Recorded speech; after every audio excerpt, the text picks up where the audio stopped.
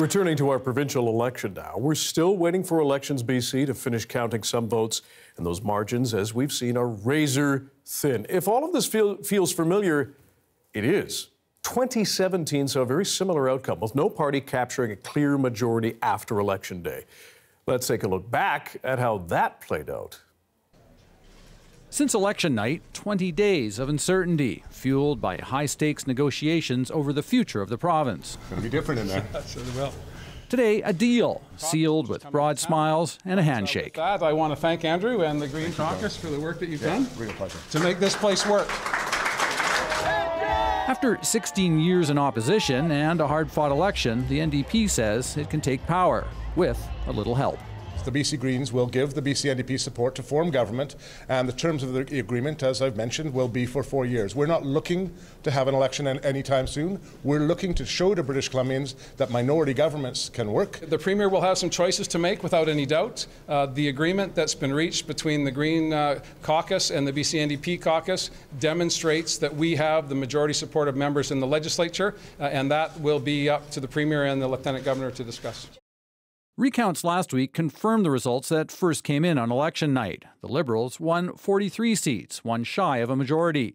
The NDP has 41, but add in the Greens and it gives them the magic number of 44 votes in the legislature.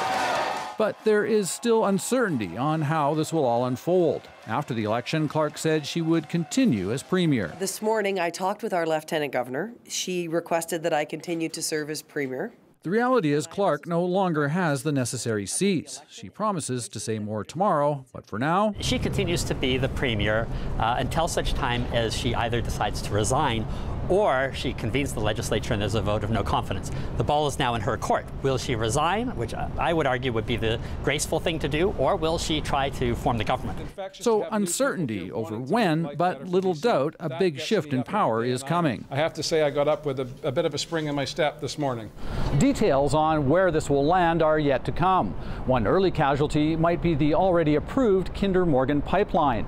Slowing down or killing that deal would have a major impact on both the province and the country. Greg Rasmussen, CBC News, Vancouver. So how could this election play out this time? Joining us now for more is Angus Reid President Shachi Kurl. How would you compare what's happened so far to what happened in 2017 and the eventual outcome there? We all thought that 2017, Dan, was going to be like this high watermark for drama, one of the closest elections in anybody's living memory. This year just feels like that much more extra. Yeah. You've got Elections BC now doing this data striptease, like the dance of the seven veils. We're going to dump this amount of information tomorrow. You'll maybe find out this on Saturday, and then by Sunday, we'll see what happens. So I think the anticipation and the unknown factor, I think I'll feel a little bit better once we understand how and where those absentee and mail-in ballots are distributed. Where are they from, and to what extent does that make a difference? If they're all, for example, in Metro Vancouver and the Lower Mainland, concentrated in a lot of those swing ridings where it's so close, this is a completely different conversation as opposed to whether, say, they're front-end loaded all in the interior or in the north, or in Vancouver, in Burnaby, in New West, and those types of areas. We have Sonia Furstenau staying on as leader, didn't win in a new riding, playing sort of a guide for her new MLAs-elect. She's playing her cards close to her chest when it comes to either the Conservatives or the NDP. What's the strategy there, do you think?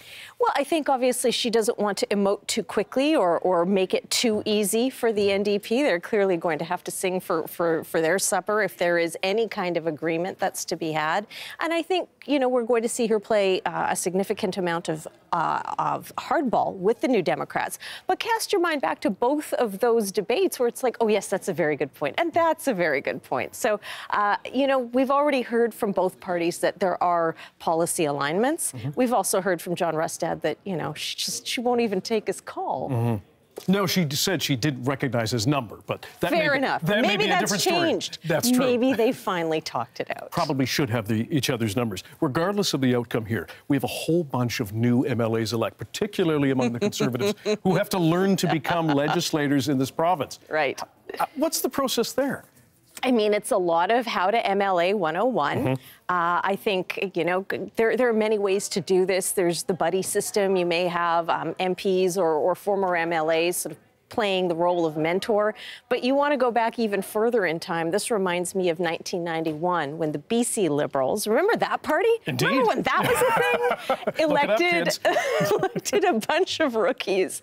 And what resulted, not just because of inexperience, but because of dissatisfaction with leadership, was we saw Gordon Wilson did not last long in that role.